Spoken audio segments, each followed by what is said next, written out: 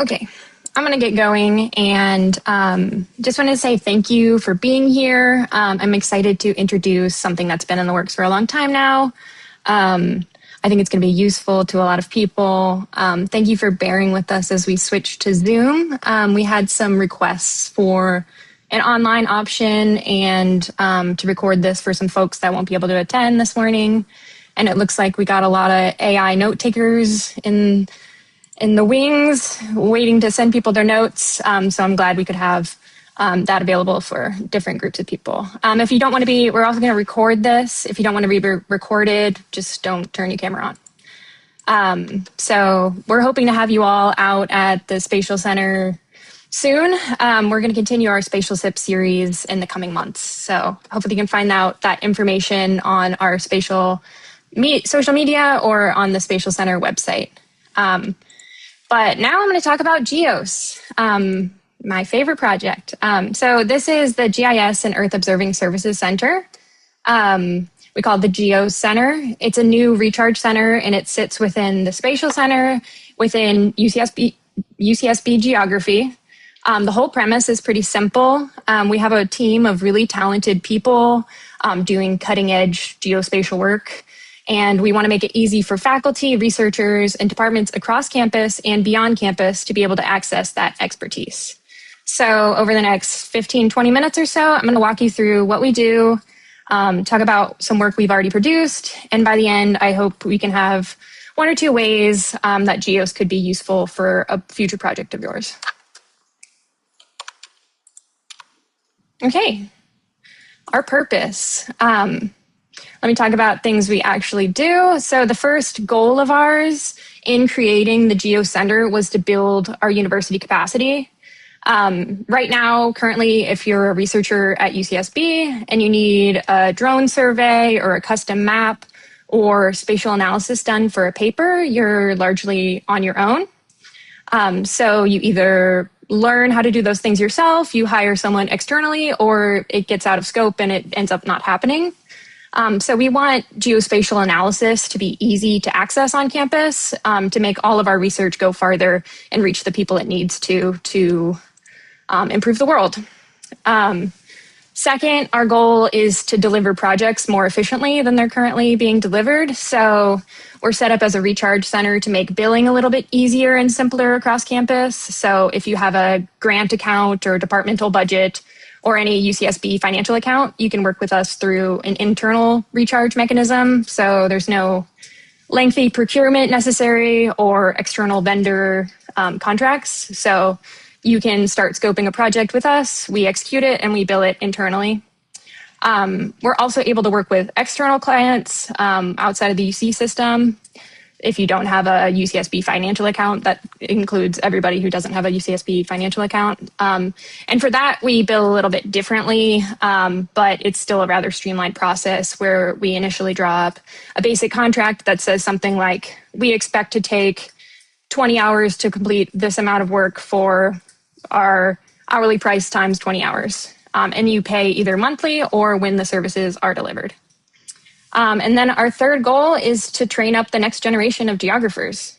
At UCSB, we have some of the most capable students training under faculty of one of the greatest GIS programs in the world, and they're looking for ways to exercise their skills. Through GEOS, they're working with real clients and building deliverables and graduating with a portfolio.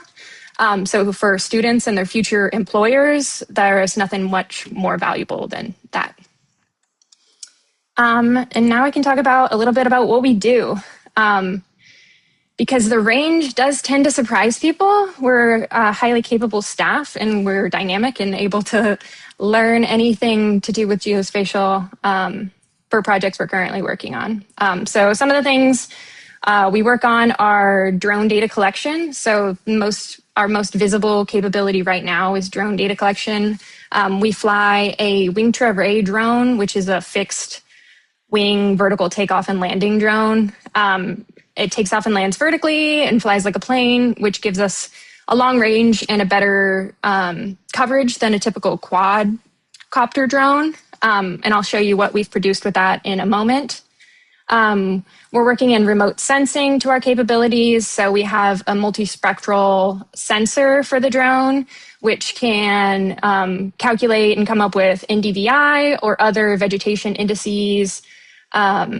So that'll expand all of our remote sensing capabilities. Our bread and butter is our geospatial, or GIS and spatial analysis. So here in the Spatial Center, that's always what we've done. We do advanced analysis, cartography, geographic data science, rigorous spatial statistics, all sorts of geospatial analysis for endless applications. Other things we work on are geospatial dashboards. So we can create interactive web maps and platforms built for researchers or operation teams, or just the general public who need to be able to view data that you have. I'll show you an example of one we've created in the past in a moment. GeoAI and modeling. So we've been working on predictive modeling, change detection, computer vision, all applied to aerial imagery or other imagery. So this is the frontier of what we're working on. We're actively developing new techniques to use AI and new geospatial data created from it and technology to fill in data gaps and predict into the future. And then finally, we have been working on high fidelity 3-dimensional models of real places. So our developer Will is going to show you what that looks like that we've been working on at the Dangerman Preserve in a moment. But yeah, one important thing to note about all of these services we provide is most projects touch on multiple of these. So a drone survey can feed into analysis, which feeds into a dashboard, and we have the capability of handling the whole pipeline or just a chunk of it as you need. Yeah, just let us know what your needs are and we'll see what we can do for you. Yeah, this is us, the people behind GEOS. So the GEOS Center is housed within the Spatial Center at UCSB. It gives us an incredible institutional home. Our center director is Dr. Trislyn Nelson. She's one of the leading spatial scientists in the country, and she's the reason we have such a strong research foundation under this center and everything we do. I'm Lizzie. I'm the center manager. Sorry if I didn't say that earlier. So I'm your main point of contact for scoping projects, getting things started, and navigating our GEOS Center at UCSB. Or if you're interested in learning about other research centers, I have become an expert. And then starting in July, we're roping in Will and Rose as a GIS developer and GIS researcher for the center. Will has been working on dashboards and 3D projects, and you'll hear from him talking about the digital twin of nature in a few minutes. Rose is our GIS researcher. She leads workshops and can do more specialized analytical work. And then really most of the work and the backbone of our center is done by student workers, graduate and undergraduate. So they work on client projects across all of these areas. Right, yeah, and so all of our rates are hourly. We charge based on how long a project takes and who works on it. So student group rates are currently running for $25 per hour for within UC affiliates, and $41 an hour for external affiliates. So the student group rate that's an average of undergraduate and graduate student rates, expecting that you hire both of them equally. So usually we have graduate students training undergraduate students, and then all of them being advised by faculty or other professionals in our group. We are expecting all of our rates to go up in July, and then we're adding 2 new rates for a developer and a researcher. So keeping it simple, everything is hourly, and everything is charged monthly or at the end of the project. Okay, now I'm going to talk about specific projects that we're working on, which I'm very excited about. Starting with this UCSB campus aerial map. So this map, this is our drone in the top right. We call her Wingy, and she's highly capable. But use this drone to create an aerial map of campus spanning 300 acres. We ran this survey in 4 flights, which was not we did 4 flights because of limitations on visibility of flying with buildings around and the airport proximity. The drone can fly greater area than that if we were to just let it go. But for safety, we slowed it down. But yeah, this is a project that was created because we had some students in computer engineering ask for aerial imagery of a few buildings so that they could do some complex rendering techniques for a class, for a capstone project. And so I flew for them and charged them for a few hours of that aerial imagery gathering, but decided to expand to see what we could do, what map we could make of UCSB's campus. So we flew the whole, everything south of the construction zone on Henry Yang Boulevard, and we're able to get really high resolution imagery of the entire campus, which we turned into a point cloud so you can see 3-dimensionality of buildings and trees. And we have a resolution of 0.9 inches of ground sampling distance, which means that that's the size of a pixel. So a pixel represents 0.9 inches, which is highly detailed across campus and geospatially tagged. So it's real data, not just imagery. Yeah. Another project we have been working on is this Santa Barbara Active Transportation Dashboard, which is a live website. If you want to go to sbactivetransport.org and explore yourself, go ahead, check it out. It's live right now.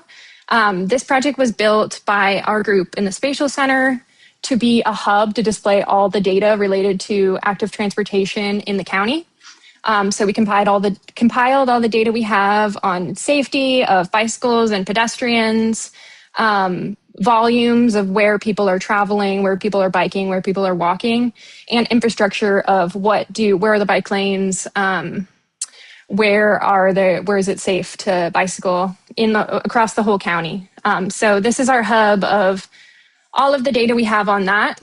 From gathering the data, we ran a count program to compiling it for anybody to use for assessing their transportation needs, fixing up our safety in the area, or just seeing what is the current state of transportation.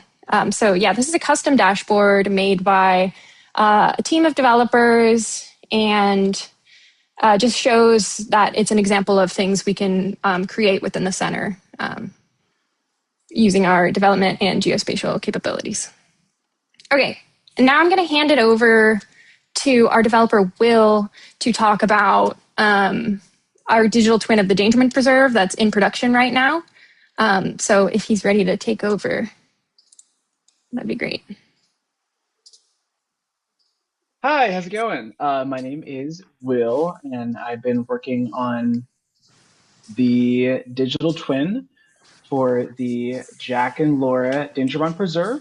We've been collaborating with the Nature Conservancy to build this digital twin of the Dangerman Preserve, which is roughly a 24,000 acre coastal nature preserve at Point Conception, about 45 minutes west of UC Santa Barbara. Now, we're currently in beta in a development process. And what we have here is essentially a data catalog that we've built, which is sort of a step in the evolution as we're barreling towards building this digital twin of this incredible nature preserve. And the problem statement that the problem we've been trying to solve really is that there's been so many different scientists and researchers and different groups who have been collecting all this different data, and it gets kind of messy, and it gets stored in a variety of different locations, and it's hard for people to find that data. It's hard for them to compare it. Cross-referencing is something a lot of researchers want to do, and it's been very, very hard to do because the data's been all over the place. And so this data catalog is aiming to increase the findability of the data, and to enable at least some cross-referencing. So some of the capabilities that we've built so far is, for example, we can go ahead and look at some of the camera trap data that we are saving at the preserve. One thing that I always love looking at is the mountain lions. So here I'm going to go ahead and filter for just the mountain lions. And we can see that these are camera traps that have captured images of mountain lions. And then we can go ahead and we can begin to preview some of those images and see those images of mountain lions. I grew up next to a nature preserve and heard mountain lions my whole life, never saw one. So for me, seeing these images was really exciting. And we can also export those either as a zip file or for researchers, we're enabling the ability to just get the Python code or the R code so that researchers can pull this into their own environment and do with it what they will. Another thing we do is we are showing iNaturalist observations. So if you're interested in exploring these sort of open source observations that scientists have different people have captured, you can go here. And we have a number of different filters. So I really like amphibians. You can filter for amphibians and look around and look for what kind of observations we have. So that is something that you can look at. In terms of cross-referencing, I'm going to go ahead and select all of these. Another interesting thing here is that I have this layer that I pre-found for geology. And so this enables me to look at these different iNaturalist observations while also kind of examining the underlying geology. And it's just kind of an example of how we can look at different layers and begin to cross-reference them by overlaying them and allowing researchers to decide whatever pinning order they want to go ahead and do. We also can handle time series data as well. So here we're looking at a water well data. I've pre-selected a few data streams so we can see some of these water wells and compare the water levels between these two different locations. So that's something that we can do. And then we also have drone imagery that we are able to show.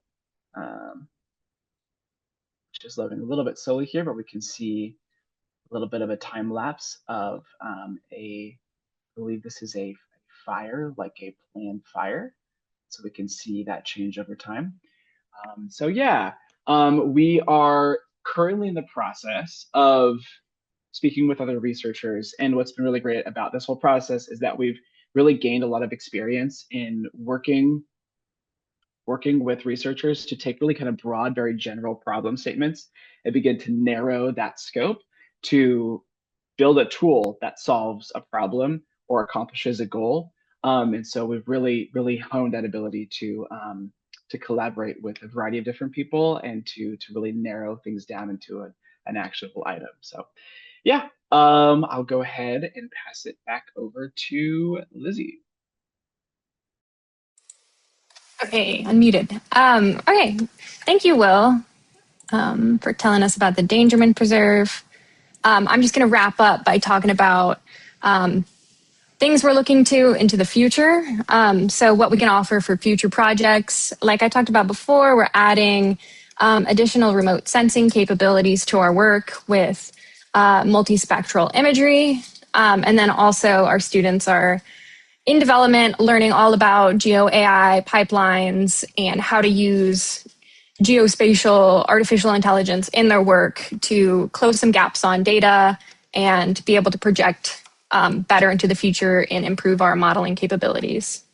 But most importantly, I just want to say, if you don't see what you need at the bottom here, tell us. We're actively shaping what we invest in based on what our partners actually need. So if you just want to start a conversation to see what we can do, I'm sure we can come together and figure it out. So let's just chat about what geospatial capabilities you want in your work. Yeah, I'm going to zoom out for a second to redescribe the center. So GEOS exists because geospatial thinking is increasingly essential across every single field. Engineering, architecture, planning, environmental science, public health, everything has some sort of geospatial component. Historically, the tools and expertise needed to deal with this data has been siloed into geography. So you're in a geography department and you know GIS, or you don't and you don't have much access to it. So we're trying to, through the GEOS Center, lower that barrier so faculty and staff can fold spatial analysis into their work without having to spin up a whole new set of capabilities from scratch. We want to create funded student opportunities with real clients, real projects, and real deliverables for them to build their portfolios before they're leaving the university. We want to build UCSB's geospatial capability and capacity by growing an internal bench that makes the institution itself more capable over time for future geospatial work. And we also want to bridge research and practice. We want to bring the academic rigor we have within the Spatial Center to the practical needs of our partners across campus and across this community. Okay, yeah, so let's try to work together to map your next project. Two simple asks before we wrap up. One is, if you have a project to talk about, reach out. It doesn't have to be a fully formed project where you know every step of the way. That's kind of what we're here for. Even if you have a vague sense that you have some spatial analysis that would be helpful for your work, that's enough to start a conversation.